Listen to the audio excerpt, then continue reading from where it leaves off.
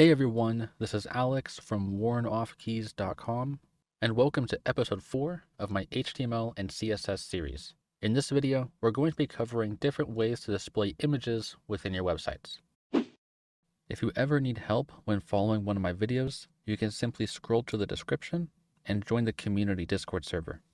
From there, simply click on How to Ask for Help in the opening channel, and then follow the instructions on how to ask your questions. Also, be sure to subscribe so you don't miss out on any future tutorials.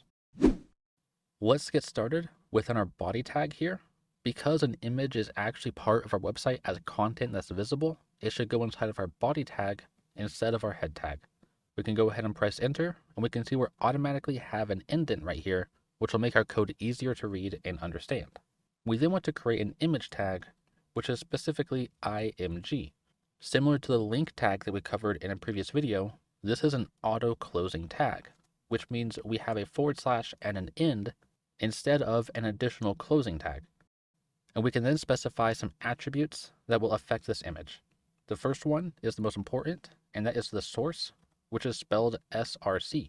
We're going to set this equal to an image, and as soon as I add in the double quotes, VS Code will automatically suggest all of the files that are within our workspace here. Now we don't have any images, but we can go ahead and get one. If you go over to wornoffkeys.com, you can right-click on the logo and click on Save Image As. You can now navigate to your workspace. You can change the file. I'm going to name this wok_logo, and then I'm going to click on Save. Now going back here, we now see the image right there. And if I click on this and I press Control and Space at the same time, it'll bring up that menu again. We can then press enter, and we're now going to display the wornoffkeys logo.png. I can save this, and now here we see this giant logo, and we obviously need to scale this down a little bit. So there are additional things you can add in here, such as the width. We can set this equal to, let's say, 200 pixels. If I save this, it will now automatically adjust the height to match the current aspect ratio of that image. If you wanted to, you could also change the height specifically, let's say to 50 pixels.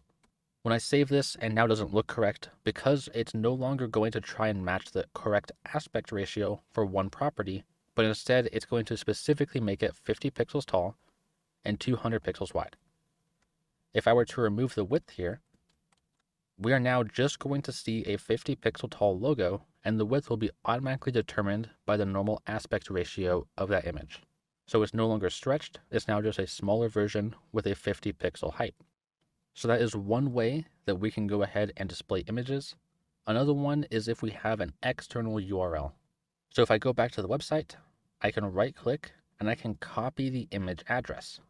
Going back to VS Code, I can highlight all this and I can use Control V on Windows or Command V on Mac to paste this in. Here we see a direct URL to the image, and this still ends in .png. So if I save this, nothing actually changes, but now it's attempting to load that image from an external website. Now, there are pros and cons to this. One pro is that if it's ever updated on the wornoffkeys.com website, then our website will have the automatic update as well, because we're referencing the image that's on the wornoffkeys website.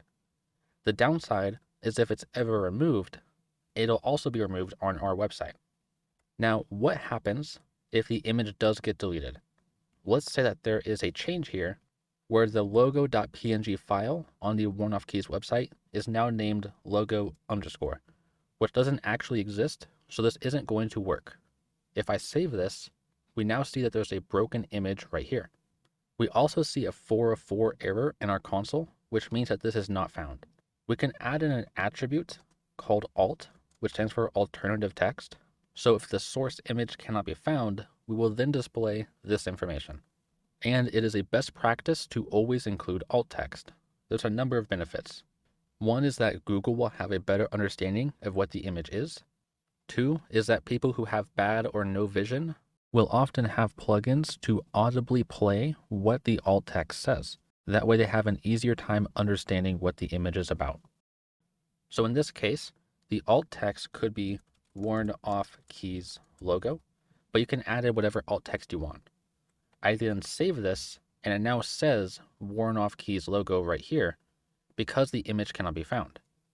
However, if I change this URL back to the working version without the underscore and I save this, we no longer see the alt text, but instead we just show the image.